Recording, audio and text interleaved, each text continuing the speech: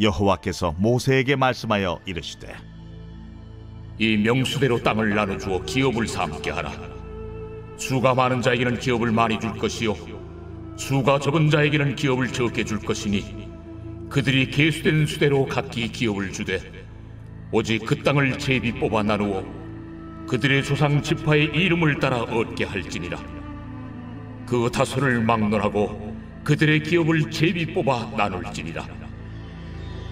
레위인으로 계수된 자들의 종족들은 이러하니 게르손에게서 난 게르손 종족과 고핫에게서 난 고핫 종족과 무라리에게서 난 무라리 종족이며 레위 종족들은 이러하니 림니 종족과 헤브론 종족과 말리 종족과 무시 종족과 고라 종족이라. 고핫은 아므람을 낳았으며 아므람의 처의 이름은 요게벳이니 레위의 딸이요 애굽에서 레위에게서 난 자라. 그가 아므람에게서 아론과 모세와 그의 누이 미리암을 낳았고 아론에게서는 나답과 아비후와 엘르아살과 이다말이 낳더니 나답과 아비후는 다른 물을 여호와 앞에 들이다가 죽었더라. 1개월 이상으로 계수된 레위인의 모든 남자는 23,000명이었더라. 그들은 이스라엘 자손 중 계수에 들지 아니하였으니 이는 이스라엘 자손 중에서 그들에게 준 기업이 없음이었더라. 이는 모세와 제사장 엘르아살이 계수한 자라. 그들이 여리고 맞은편 요단과 모압 평지에서 이스라엘 자손을 계수한 중에는 모세와 제사장 아론이 시내 광야에서 계수한 이스라엘 자손은 한 사람도 들지 못하였으니 이는 여호와께서 그들에게 대하여 말씀하시기를 그들이 반드시 광야에서 죽으리라 하셨습니다. 이러므로 여분네의 아들 갈렙과 눈의 아들 여호수아 외에는 한 사람도 남지 아니하였더라.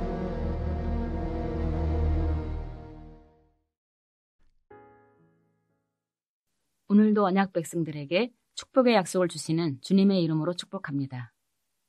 오늘 본문은 민수기 1장에 기록된 1차 인구조사와 비슷하지만 1차 조사가 전쟁을 위한 군사적 이유가 주 목적이라면 2차 인구조사는 각 지파의 필요를 따라 적절하게 땅을 분배하여 하나님의 기업을 물려받게 하려는 목적이 있습니다.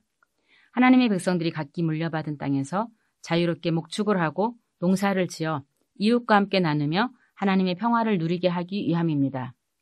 만일 하나님의 은혜의 선물인 땅을 분배받은 언약 백성이 제 몫에 만족하지 못하고 이웃의 땅을 탐내거나 빼앗아서 제 욕심을 채우려 한다면 이는 하나님과의 언약 관계를 깨트리는 중대한 범죄 행위입니다.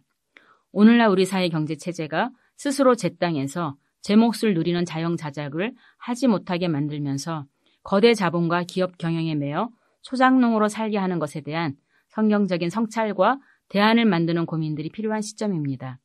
특히 거주할 곳을 찾지 못해 방황하는 사람들에게 안전하게 머물 수 있는 자리를 만들어주는 플레이스 메이커로서의 사명이 언약 자손들에게 있음을 깨닫습니다. 하나님은 하나님의 백성의 필요에 따라 땅을 부여받을 수 있도록 모세에게 지침을 주십니다. 먼저 사람 수에 따라 땅을 나눠줌으로써 수가 많은 지파에게는 많이 주고 수가 적은 지파에게는 적게 줘서 공평하게 했습니다.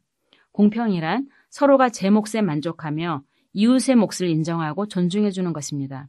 하지만 땅의 위치를 정하는 일에는 수가 많은 지파가 우위를 점령해서 좋은 땅을 독차지하지 않도록 제비를 뽑는 방식으로 땅을 분배하게 했습니다. 저마다 자기 능력대로 차지하라고 했다면 승자 독식의 사회가 되어서 서로 좋은 땅을 차지하려고 이웃과 경쟁하며 큰 혼란을 일으켰을 것입니다. 하지만 제비뽑기를 통해 사람들 마음대로가 아닌 하나님의 뜻에 따라 정해진 선물에 모두가 감사할 수 있는 조건이 되게 했습니다. 그런데 레위 지파는 땅을 분배받지 못하고 성막 봉사를 위해 부름을 받았기에 따로 숫자를 세워서 48개의 성읍으로 흩어져 지내게 했습니다. 전국으로 흩어져서 이스라엘 백성들을 영적으로 지도하며 하나님을 섬기는 일을 하게 되는 레위인들이 물려받은 기업은 땅이 아니라 땅을 주시는 하나님 자신임을 다시 확인해 주십니다.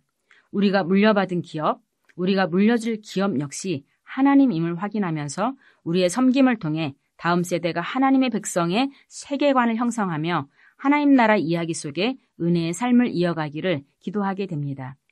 레위인들의 순을 세는 중요한 계보에서 요게벳과 미리암 두 여성의 이름에 대한 기록이 유의미하게 다가옵니다.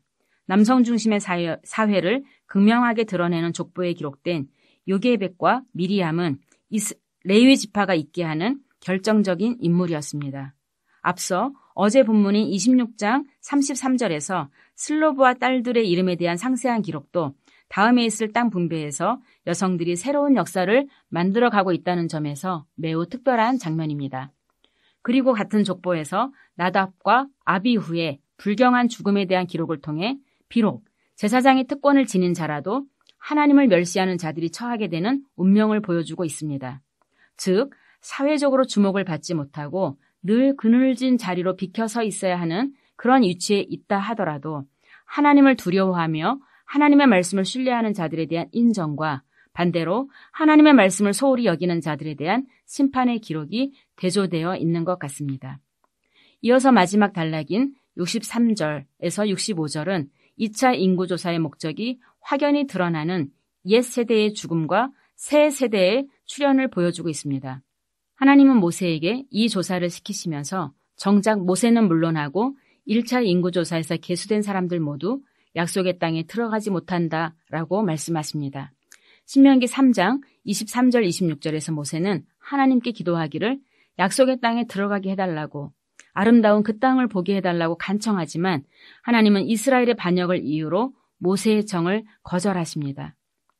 민수기 14장에서 그들이 하나님을 원망하며 차라리 광야에서 죽었으면 좋았겠다라고 하는 말에 하나님은 너희의 말이 내 귀에 들린 대로 내가 너희에게 행하리니 하고 말씀하시면서 하나님을 원망하는 전부의 시체가 광야에 엎드러질 거라고 말씀하셨는데 다시 그 말씀을 확증하고 계시는 겁니다. 그 죽음에서 갈렙과 여호수아만 제외되어 약속의 땅을 밟게 될 것입니다. 이제 불신의 세대가 끝나고 신앙의 세대가 새롭게 준비되었음을 알려주는 장면입니다. 그런데 오늘 본문에서 모세가 땅을 분배하는 일이 실제로는 여호수아 시대에 가서야 이루어집니다. 그렇다면 모세는 그 땅에 들어가지 못한다는 기정사실 가운데서도 차근차근 미래 세대가 거주할 땅을 그려주면서 그들이 더불어 안전하게 평화를 누리며 살아갈 수 있도록 세부 지침까지 마련해주고 있습니다. 나는 여기서 끝날지라도 다음 세대가 가야 할 그 길에 대해 우리는 어떤 그림을 그려주고 있습니까? 기도하겠습니다. 참 좋으신 하나님, 오늘도 우리에게 선물로 허락하신 곳과 사람들 속에서 서로의 이치와 역할에 감사하며 더불어 평화를 누리기를 원합니다. 내가 더 가졌다고 우쭐하지도 말고 내가 더 없다고 주눅이 들거나 원망하지도 않고 주신 선물에 감사하며 더불어 나눌 수 있게 하옵소서. 더불어 자기 자리를 찾지 못하는 이들에게 손을 내밀어서 그들이 쉴 곳을 마련해 줄 수 있는 길을 찾을 수 있도록 우리에게 사랑의 지혜를 더하여 주옵소서. 예수님의 이름으로 기도합니다. 아멘. 1. 오심 기도.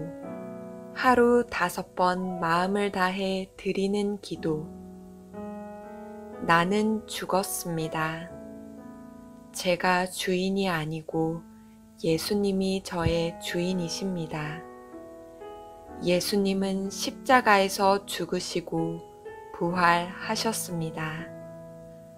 부활하신 예수님을 가슴으로 만나서 따라가며 간증합니다.